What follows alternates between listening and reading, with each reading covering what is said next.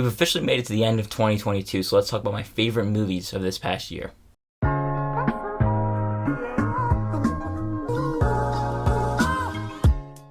Welcome back to the channel. My name is Ben. On this channel, I love to talk about movies and TV, and if you also love to talk about movies and TV, consider hitting that like and subscribe button. Just a couple things before we get started. Make sure to let me know down below in the comment section what are some of your favorite movies of this year. Something to keep in mind, these are my personal favorite movies of the year. There might be some movies that you liked more than I did, and they might be in your top 10, but they might not be in my top 10. It's okay to have different opinions on specific movies. Just make sure to let me know down below in the comment section what are your ranking of the movies that you saw. Another thing to take into account is that grades do not matter when I was deciding my list. It matters, did I enjoy this movie more than that movie, stuff like that. I saw a total of 159 2022 new releases, so it was hard to crack down a top 20 because I do have some honorable mentions. But with that being said, let's get started with my honorable mentions. Kicking it off with Fresh, one truly messed up movie that not enough people are talking about. It got a bit overshadowed because it came out earlier in this year. Definitely check it out, it's on Hulu. One of the biggest surprises of the year, Chip 'n Dale Rescue Rangers, in my opinion, the best animated movie of the year. 13 Lives, the newest movie from Ron Howard, a movie that had me hooked from the start. I was on the edge of my seat throughout the entire runtime. The Menu, another dark comedy that is totally fun and feels very fresh.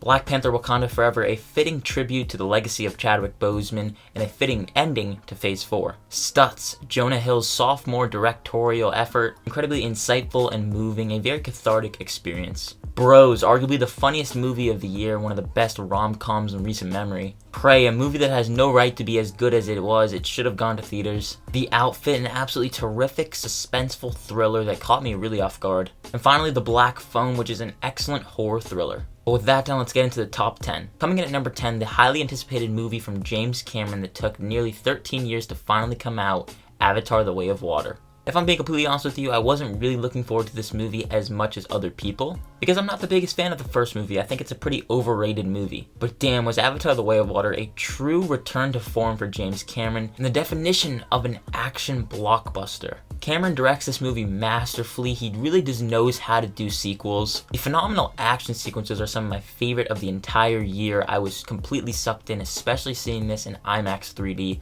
The go-to way to see this movie. It also packs an emotional punch. This movie takes a lot more time to the characters and it dedicates more of the runtime to the characters, which I really wanted in the original Avatar, so I'm glad that they took time for that here. The final 30 minutes or so are astonishing. This is a must-see in theaters, like another movie that we're going to be talking about higher up on this list. And number 9, an absolutely harrowing, epic, All Quiet on the Western Front. Now, on a technical level, this movie is flawless. The cinematography is breathtaking, the sound design is truly special, the directing as well, on nearly every level, it's perfect. This is a war movie that really stands out amongst many other war movies that we've seen over the years, because it takes its time fleshing out the characters, dedicating most of its runtime to exploring them. For war movies to work, I definitely feel like you need to have an attachment to the characters, amongst many other things of course, and this is also a war movie that just shows you how haunting war is. It doesn't pick a side, you're not rooting for one side more than another side. It just showcases how much war can affect a human. Most of the stuff that you see in this movie, especially on the battlefield, is disturbing.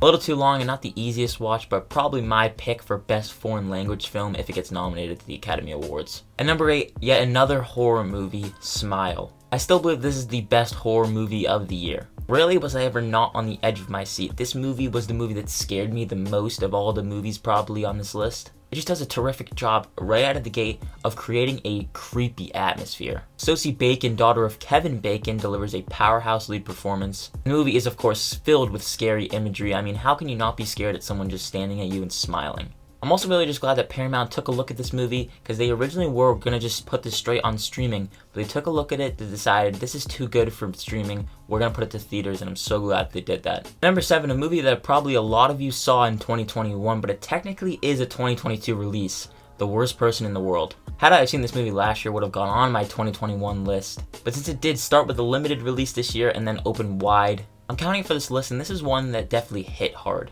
I adored the writing from Trier and Vogt. Renat Reinsve is superb in the leading role. The true standout performance for me was Anders Danielsen Lee. He has a couple key monologues in this movie that totally ripped my heart in two. The journey that each of our characters go on in this movie is relatable. It's definitely an unconventional rom-com or romance movie, but it is definitely a fascinating and real look at relationships. And number 6, the movie that arguably brought out the most emotions from me this year, Last Flight Home. I'm sure many of you have probably not even heard of this movie, but it is a documentary. It documents one man's final days and how his family reconciles with his decision to terminate his life. I'd never heard of Eli Timoner until I saw this movie. Timoner suffered a stroke around age 50, and then for the rest of his life, he was basically handicapped from the waist down. This is just one of the most sincere but heartbreaking pieces of entertainment that I've seen all year long. This movie is directed by Andi Timoner, Eli Timoner's daughter, and she documents the more tender and sweet moments of her father's final days rather than just telling his life story, which I felt was a very smart decision to really get you attached to Eli. Because throughout this movie, I slowly began to feel like I was a part of the Timoner family. I felt like I was losing someone close to me as well. By the end of it, it left me as an emotional wreck. This is one that's going to definitely bring out the tears. It was absolutely beautiful. Breaking us into our top 5 is Luca Guadagnino's newest movie, Bones and All. This is a movie that was deeply unnerving and disturbing, but it was still incredibly poetic and moving. It features some of the year's best performances: Taylor Russell, Timothy Chalamet, Mark Rylance. It's a movie that captivated me right from the start as it hooks you right in with its very weird premise. It comes off very weird, definitely. But the longer you watch this movie, the more and more invested that you get into these characters. This is a road trip movie that is pretty much a character study, one that is definitely not going to be for everyone. It's one of the hardest movies I've had to watch all year, mostly because of how terrifying it actually can be. But this movie has just not left my head since I finished watching it. At number 4, one of the movies that kind of took the world by storm, surprisingly, Everything Everywhere All at Once. This is really just the little movie that could, something so unique and beautiful. One of the couple movies of this year that I wanted to go back and revisit because I was so eager to just jump back into this world. A world that might seem very fantastical, but when it comes down to it, this is a movie that is very relatable. A movie that, regardless of gender or race, you can find something about it that you can relate to or appreciate because of what it has to say about the human experience as a whole. That's some of my personal favorite performances of the year, right next to Mark Rylance in Bones and All. Ke Huy Quan, I adore him here. Michelle Yeoh really carries this movie though. So Stephanie Hsu, Jamie Lee Curtis is definitely having a fun time here. And the Daniels has crafted something so special, so wacky, and in many ways very different, but one that I loved.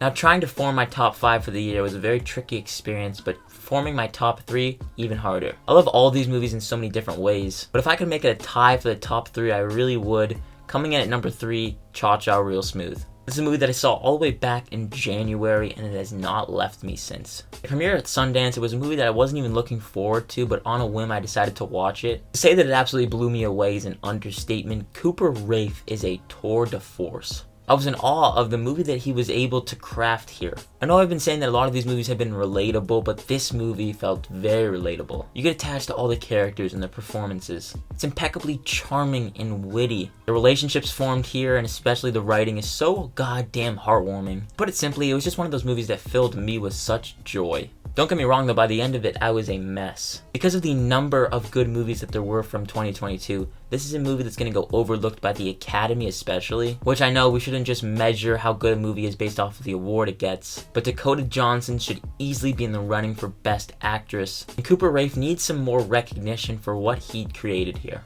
And number 2, the movie that was number 1 for a while, but it did get topped by another movie. Number 2 is The Batman.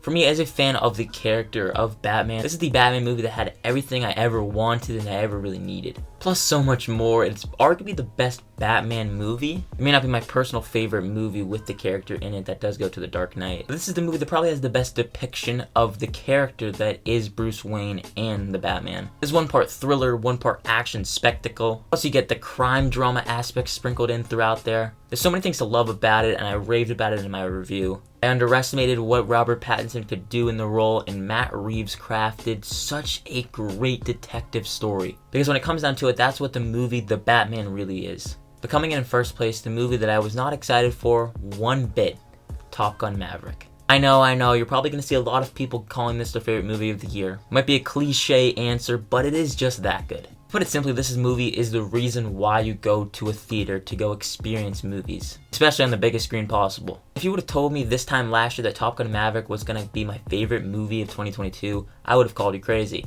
I did not think that this movie was able to just sweep me up in all the emotions that much. As of right now, I've only seen it twice, but it's a movie that had me grinning from ear to ear from beginning to end. Thank goodness Tom Cruise really fought for this movie to go to theaters because it is now a $1 billion movie, which is crazy to think about. I would have been so upset if I had watched Top Gun Maverick on just a TV in my house because of how good the aerial action sequences are. If I had watched them for the first time on a TV screen, I would have been so upset because they are so immersive seeing in a theater. Especially in IMAX, you are in the cockpit with these characters. I love the first act, second act, third act, don't even get me started. It is a damn near perfect movie. Yes, one that is very cheesy, and yes, one that not a lot of people are gonna love as much as I do. The movie that you can put on any day of the week, I feel, and you can just be sucked right into it. God damn it, I love this movie so much, and that's why it comes in at number 1 for my favorite movie of 2022. But guys, that about does it. Those are some of my favorite movies of this year. It was really a hard list to create and craft because of how many good movies there were. There were a lot of highs, but yes, there were a lot of lows. I did not think that this was going to be my top 10 by the end of it, but that's kind of what happens. Over the year, you just get to see movies, and some movies make the top 10, some movies don't. But once again, make sure to let me know down below in the comment section what are some of your favorite movies of the year. And also, if there are any movies that you think I might have missed, let me know down below in the comment section if I should check them out. But of course, thank you so much for watching this video. And again, if you did enjoy, make sure to hit that like and subscribe button, plus that notification bell so you don't miss any further videos. It's been another awesome year on YouTube. I can't wait for more years to come. And I can't wait to see what 2023 has in store. My name is Ben. People call me Meter, and I'll see you guys in the next one.